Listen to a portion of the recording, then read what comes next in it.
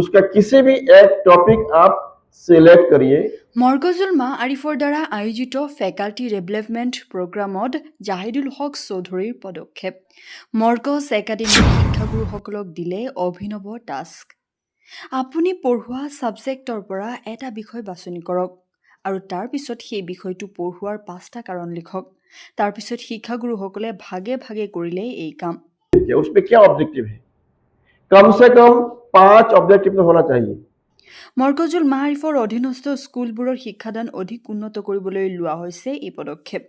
एक ऐसा नंबर है जो कि इन्फिनिटी के टुवर्ड्स अप्रोच करता है, इसीलिए हम उसको अनडिफाइंड कहते हैं, या फिर पॉजिटिव इन्फिनिटी या फिर negative infinity. Okay, thank you very much. Blow wind through our mouth, isn't it? So when we blow wind slowly with less speed upon fire, then what happens? Fire burns, isn't it? It adds fuel. That means it starts swelling. But when we blow wind forcibly with high speed, then it does what? Fire? What happens to fire? Huh? No.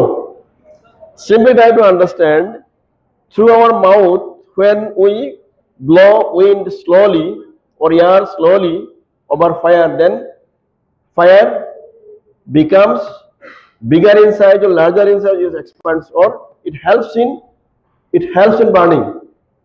But when we blow wind or air through our mouth with high speed, then what happens to the fire? It burns. Then what happens?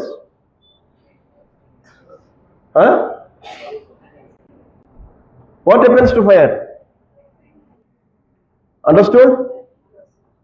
Whatever be that subject you are teaching, altogether you select one topic, and your assignment is to write the objective of teaching this particular topic.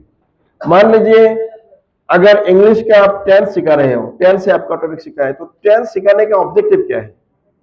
या फिर आपने physics में मान लीजिए motion सिखाने को गए हैं, मोशन में हो सकता है डिविजन से, तो जो डिविजन सब सिखाएंगे न्यूटन का फर्स्ट लॉ हो गया, वो सिखाने का ऑब्जेक्टिव क्या है, उसमें बच्चों को क्या क्या जानकारी होनी चाहिए, ऑब्जेक्टिव का पर्पस क्या है।